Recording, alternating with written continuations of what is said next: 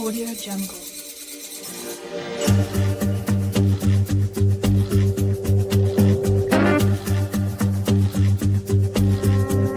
Audio Jungle. I am the Divine Prince, Emmecca, Pan-African Spiritualist, Practitioner, Author, Advisor, Elagoon, Oloye, Hoodoo, Obeya, Bokur. I reside in this beautiful and legendary historic Treme, New Orleans, Louisiana.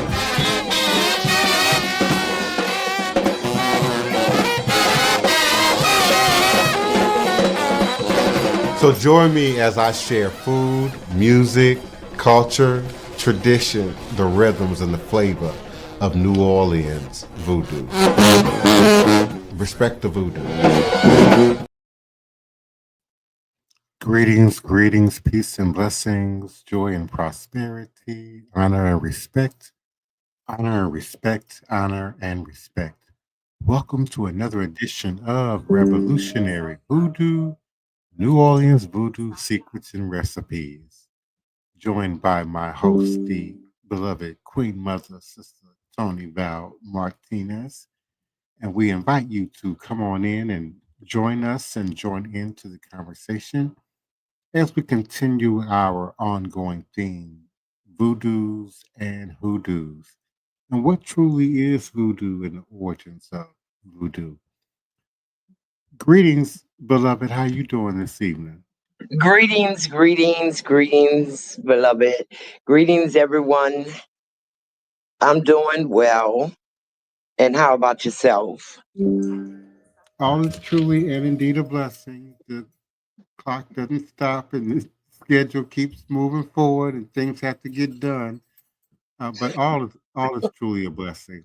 It's Yes. something going on underneath the Claiborne Bridge right now. I haven't had time to go and look and peek, but I can hear it. I can see the light. So I don't know what's going on. Some kind of Is it that, celebration, oh, they having a celebration some kind of event. It's something going on underneath there. on a Wednesday? The wild man suggested it might even be something religious, like a revival or something. I don't know, but I haven't seen it in the news, and none of the other neighbors have said anything about what's happening. But I'm sure at some point tonight I understand what's going on out there.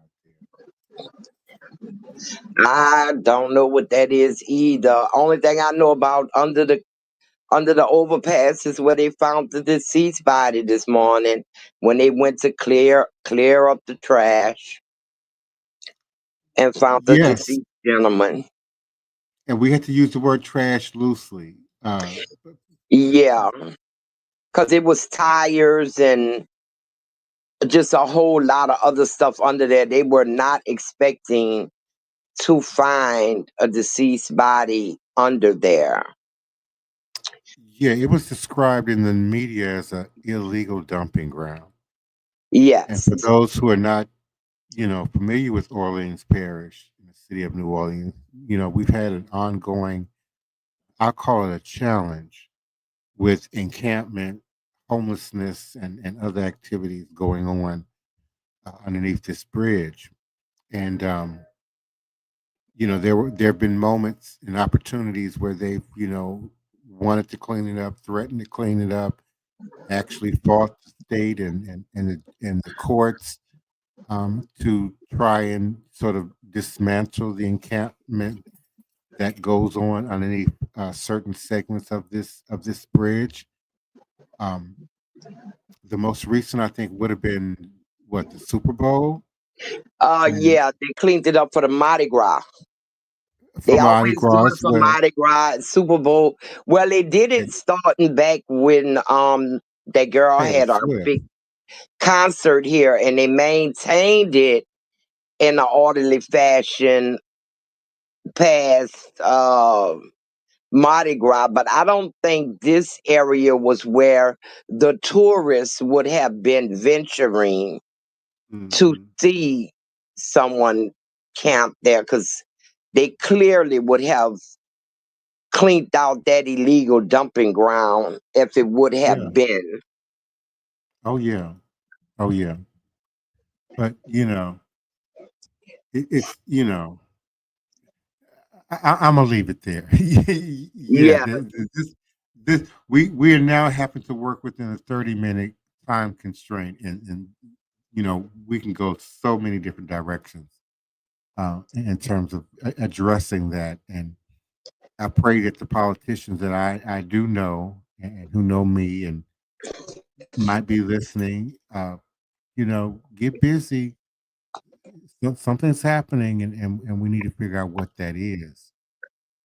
I'm equally as sort of astounded is the best word I can come up with right now of the questions and the ignorance and the misinformation that still exists as it relates to voodoo, whether it be with four O's or with the U's, and indeed what these practices and traditions are and how they operate. Greetings, D Goddess. Thank you so much for joining us this evening. Greetings and salutations, Ashley Anthony. Thank you so much for joining us. Sister Val will be back with us momentarily. I'm back. I put out some kind of way. I don't know. Something's wonky with your Wi-Fi a little bit tonight, and then I heard it last night. So it could be in something going on in your area. Um, I don't know. It could be where your Wi-Fi is positioned in your house. It could be I'm in the several same things. spot in the Wi supposed to be my phone, but it's cut out. And like when you were saying, I'm gonna leave that alone, and I took that Yeah, as a sign to leave it alone. yeah. I was just going to move on for the topic of the encampment underneath the bridge, and I kind of moved in the direction of our ongoing topic. What is voodoo? What is hoodoo? What is Louisiana voodoo? Um, what does that look like? Where does that come from? What does that mean? But more importantly, how do we harness it, utilize it? Greetings, our beloved Paul Cologne Jr., faithful godchild. Certainly appreciate you. Thank you for coming in and joining us. But how do we move beyond just sort of the popularity of it, the favor of it, the pop cultural interest in ATR, Aboriginal traditional religious systems, African Aboriginal religious traditional systems, and really begin to apply this knowledge, this power, this information in the present moment in time space, but also moving forward with so many things that we indeed are confronted with in terms of the planet, in terms of politics, and in terms of survival and economics. How do we, continue the educational discourse, but really begin to activate this information in a way that's useful and meaningful, while still having to operate in a space where let me be more direct. I'm beginning to believe some people just don't want to know, um, have chosen to remain ignorant, on the soft end of things, maybe on the stronger end of things, maybe intentionally maintaining a state of ignorance when it comes to what voodoo is and its value and place in today's society, not just as some relic of the past, but indeed in today's society. And And how does go ahead. I find even those who express the interest in it don't want to put in the work. They want to go straight to doing without learning. Oh You know, yeah, I they once want to. I once had somebody with some books, and me and her was in an altercation. I'm just gonna come out and say it. And me these books, and I was like, "Oh, what you the Betty Crocker of Voodoo now, girl? What you gonna books I learned before I was 12 years old? I will. You can, and we gonna see." But they profess, "Oh, I want to do this." They want to wear the beads. They want to do this. Getting into traditional African religion, you have to do Voodoo Hoodoo 101. You have to take yourself to school. You have to get your notebooks, your books, your reference books, and not just one book, because you need to um check out and go against each other and see what one book is saying that the other book isn't. And in between that, when both of them say the same thing, that's most likely the truth. Everything else is due to the eye of the beholder. But the And people reality don't want to is put in the work. yeah, they don't want to put in the work, and the truth is you just can't get it in the book. And I really liked your analogy, the Betty Crocker witch. I kind of like that. Because That's what I told her. She come showing me, but just shocked me, and I said, "Oh, baby, you think you into that?" but I don't care how many, Betty Crocker books you have. I don't care how many, Julia Child's uh episodes you've watched and digest. It doesn't make you a cook No, or a it chef doesn't. or a professional or even good at that, which it is that you're preparing. Um, it doesn't mean it's not necessarily edible, but it doesn't make you, equal to those who have done the work, who have put in the study, the hands-on mentorship and training to become And qualified also, it's a chefs. little bit, it's in you. It's in Mhm. you. Like they say, natural born. Well, how do you get it Everybody out? can't do everything. And how do you get it out underneath all the toxicity of the generational curses and the other, mental health issues, that might be operating in our communities today? How do you get to the source, when our diets are so bad and our educations are so poor, that we think we are masters of Google, Bing, and research, and sometimes we're not even good at, grammar and putting a good sentence together. And don't let me add ego to the mix. Oh, That's Lord. just the American ego, regardless of, race, ethnicity, class, status. It's the American ego that says that, if I see it, I can afford it, I can have it. That says that if I can, tap tap tap it on my keyboard and pull it up, then that's equal to your training, that's equal to your mastery, that's equal to your law degree or your medical school experience. We're also having to, oh my goodness, for fear of using a very coded Christian phraseology, we really have to be reborn.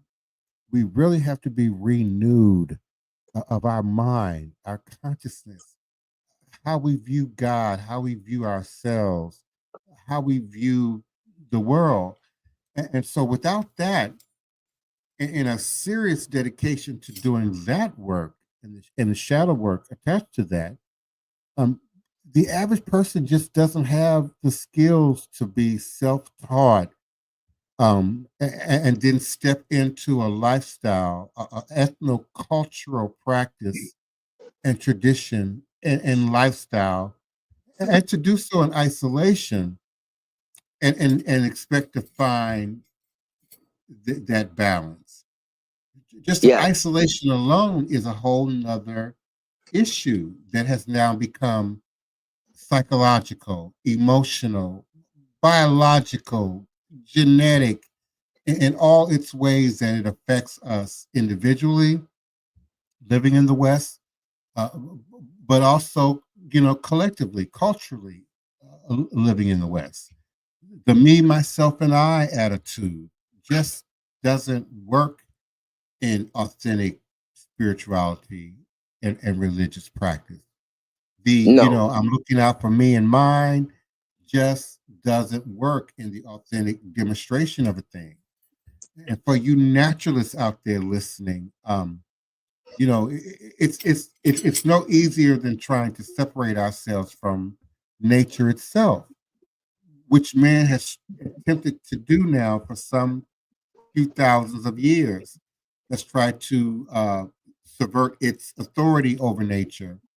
In some cases, its ability to remove nature or recreate nature, in humanity's quote unquote image, only to continue to hurt the environment and ultimately ourselves.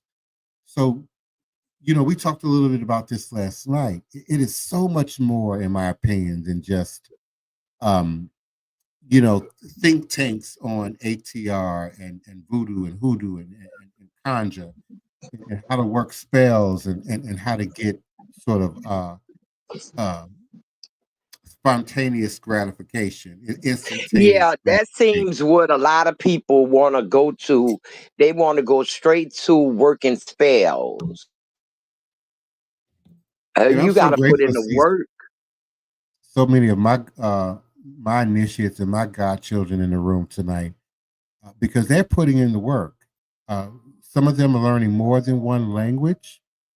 Um, all of them are learning a new way of sort of viewing nature, viewing time, viewing the world, but are also learning the foundational elements and components and building blocks to more than one tradition, not just Fa, Ifa, Orisha, but also its uh, regional, cultural nuances.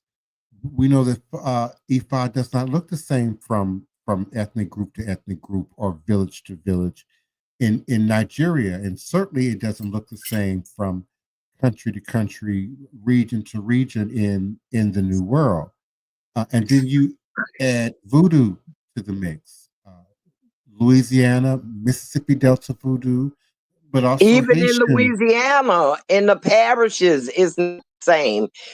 Well, county to county, let me say it like that, because we're the only state that have what you call parishes instead of saying county.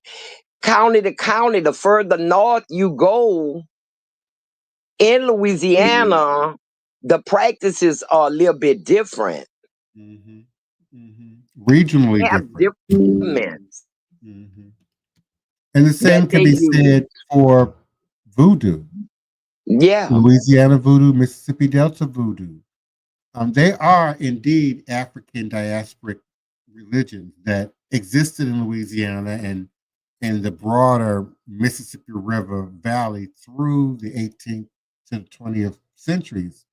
And it rose through a process of, often we say, syncretizing of West African, Central African tradition, Roman Catholic, and other forms of Christianity, and certainly the Haitian voodoo imprint once the Haitian Revolution caused so many Creoles to uh, flee north to Louisiana. And so, I've said it in many a podcast, we have our own system, we have our own way of doing things.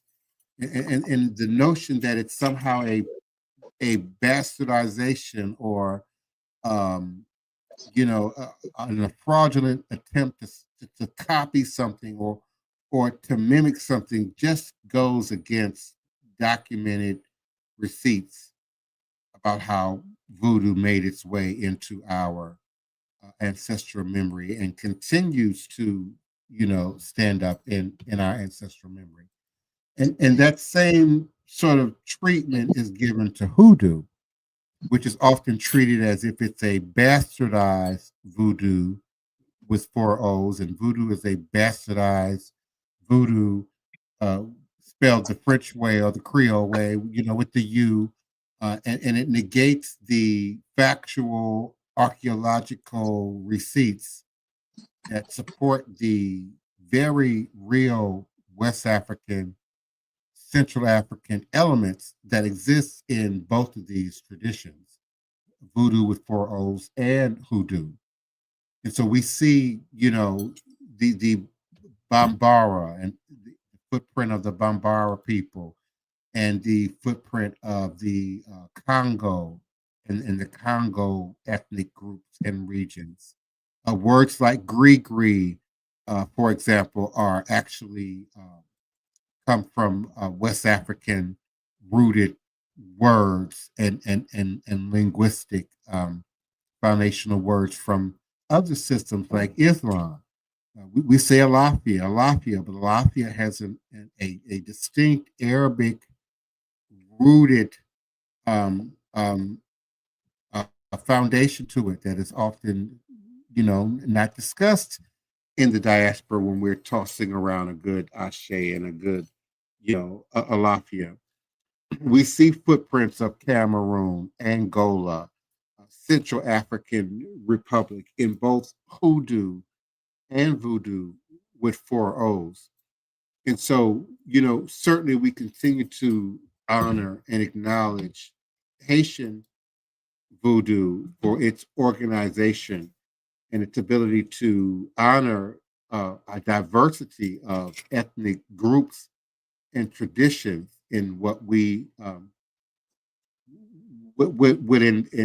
Dominican Republic they refer to as 21 divisions or the various houses of Voodoo, but we cannot continue to repeat the misinformation and the miseducation that somehow the enslaved populace north of the Gulf of Mexico was somehow zombified and we forgot everything and had no connection to nothing. And so therefore we either are a product of what was already here, that's one group, one mindset, or we are a product of what grew and what developed here. And mainly spiritism, spirituality, and those aspects that we acknowledge within Abrahamic religion within the church.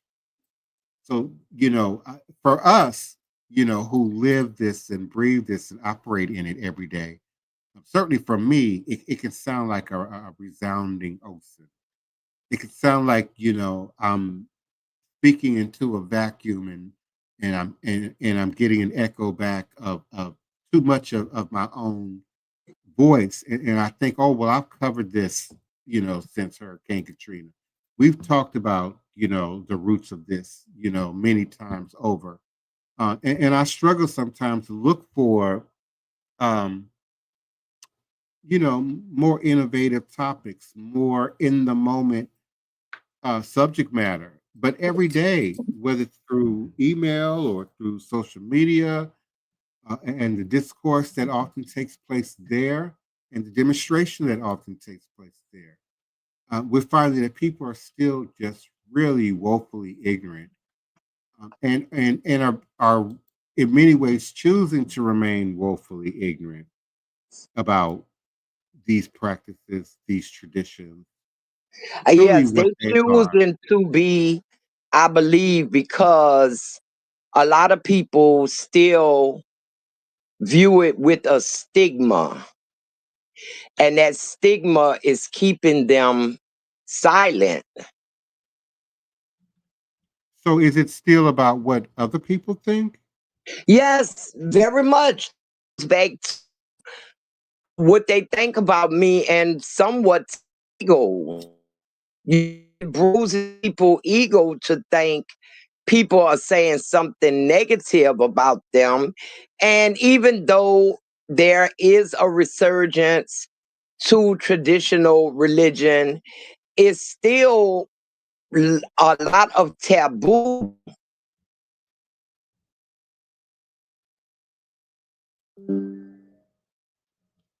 Okay, I'm not hearing you. You can't hear me? The last thing I heard was there's still stigma and a lot of taboo. Yeah, and a lot of people think it's taboo and stigma that surrounds it. Like, it's still kind of whispered. It's still kind of whispered. Oh, voodoo. Ooh, don't say that. I don't do that. I don't know nothing about that. Yes, you do. In private conversations I didn't have with people where they express their use of it, interest in it, and then in a group of 4 or 5, when you bring it up, they sit right there and say, "Oh, I don't know nothing about that," and leaving me looking at them like, "Really? Really? You gonna say that in the conversations we done had?" But I don't call them out on it. But I could. And then there's the masking of language that also, keeps some people confused or comatose about the subject matter. We start using, you know, well, we speak in coded language anyway. That's human. I think that's organic to African people, regardless of the ethnic group that we're pulling from, and so things develop deeper meanings all over time and through usage of language. But there's also this sort of sugarcoating and prettying it up and making it less threatening to those who are still resistant to the tradition. And that keeps people also, I think, just operating in ignorance about, what it is. So much so that, many are operating within some of the tradition and the practices and don't even recognize that. Don't Yes, don't like even I don't even was, know that. like Say I that was I until didn't hear you. like I was until I started reading about other things and came across the books. My study sent me into the books, and I was like, "Oh, I know what this is. My mama did that. I did this all my life." Oh, yes. Hmm. Hmm. And a lot of people are like, and I tell them when they tell me something, I tell them what it is and where it come from. Yeah, we have When to. they We say, have "Oh, got to don't come out sweep of the my closet. feet. Don't sweep my feet." They be running from the broom and don't know why. They be throwing salt over their shoulder and don't know why. They split. Oh Lord, split the pole. Split a pole. People walking, and they come upon a pole, and they decide to split it instead of both going the same direction. Oh Lord, I done seen people get cursed out about that. Yes, indeed. And we acknowledge so many other taboos in American culture that go unspoken. There's still buildings and cities that don't have a 13th floor. Yes, they still don't have 13 floors in some high rise. Hmm. Hmm. Me being in the hotel industry, a lot of hotels in New Orleans, me and my coworkers would have this conversation all the time. And I would always play the devil's advocate and say, just because they mark it as the 13th floor is still the 13th floor. You got that I right. used, I used to, I used to make them so mad. Just because you We get hide it into, don't mean it's not there. yeah, still just because they not calling it 13th floor, it still is the 13th floor. Let's go outside and count.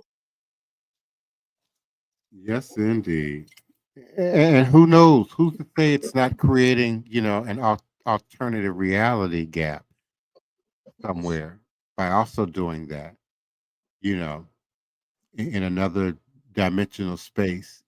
We've eliminated that number 13th floor in this reality, But as you just suggested, it's still a reality. All you got to do is stand outside the building and count, from the ground up. So we could be splitting, realities and creating even more problems by pretending these things aren't there, pretending these things don't exist, continue to maintain these masks and these covers, and telling these small lies and pretending like, the And the spirit realm biggest is. one for me is that fear of the black cat. And I will get into the conversation, or you don't like cats? No, cats okay. Don't like black cat. Well, why you don't like a black cat? It makes me think, in this American culture, black was bad. So I would ask them, is it just because it's black versus a white cat? And they like, no, it's a black cat is bad luck. How you know? Yeah, yeah. We You we know, could they open a whole nother can. We could open a whole nother can of worms at 9:30 with that. I And I know, certainly right? appreciate you. Yeah, I certainly appreciate you. We can pick up on the black cats tomorrow because yeah, a whole nother lesson just opened up in my mind about that. So we'll pick that up tomorrow. And we Remind me. those out there listening really to participate, and you don't have to show yourself. You could do like me and the Prince and just put a picture up, but open the mic and join in discussion. Put in what you want to talk about. You come and be the host, guest host, and tell us about yourself and your experience. The Prince usually does most of the talking because compared to me, he knows the most about Ifa, the Orishas.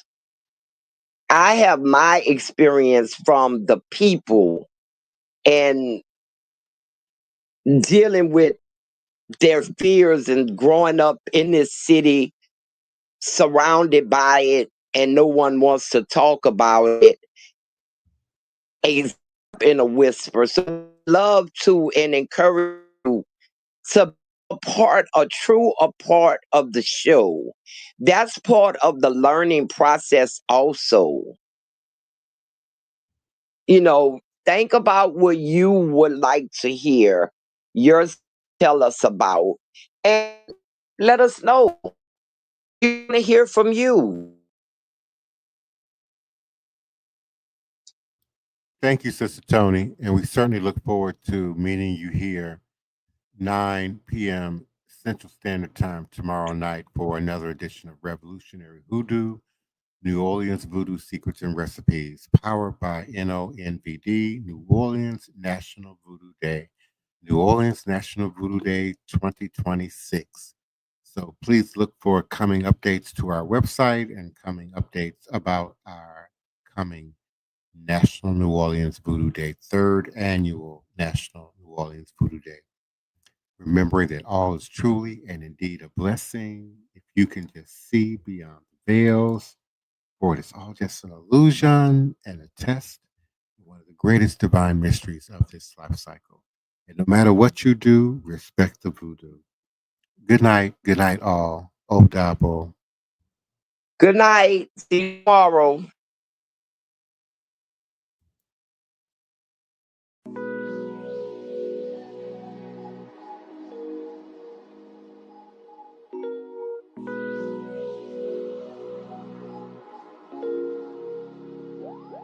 Talk to me nice, I get sensitive. Choice of your words to convey your intentions might mean the best, but it's in your approach and delivery. I I get so through by my triggers, probably from niggas who thought that they own me. Really consider that I do, you do, we do good on our own. Back on my throne, like yeah. Accept me at my worst, like you do my best. Better than I was last year. I've been facing tests, separate from the rest. Hope you're facing all your fears. I've been going so damn hard. It's been taking all this time. Giving up ain't in my blood. It's all in the signs. It's all in the signs. All in the signs.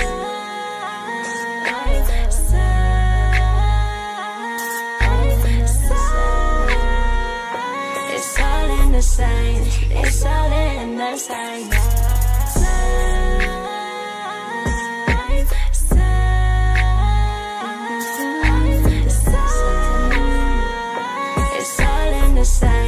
It's all in the signs.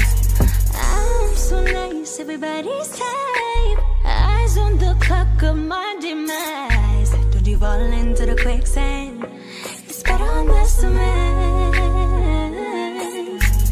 Telling no story, no power in your past. Even if you're 30, gotta make it last. I do, you do, we do good on our own.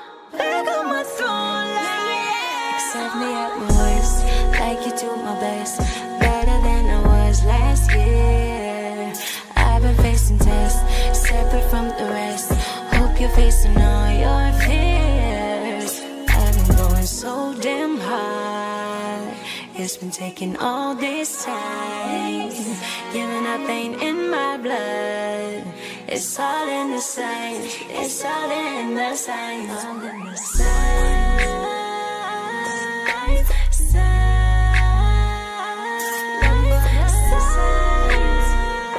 It's all in the signs. It's all in the signs. It's all coming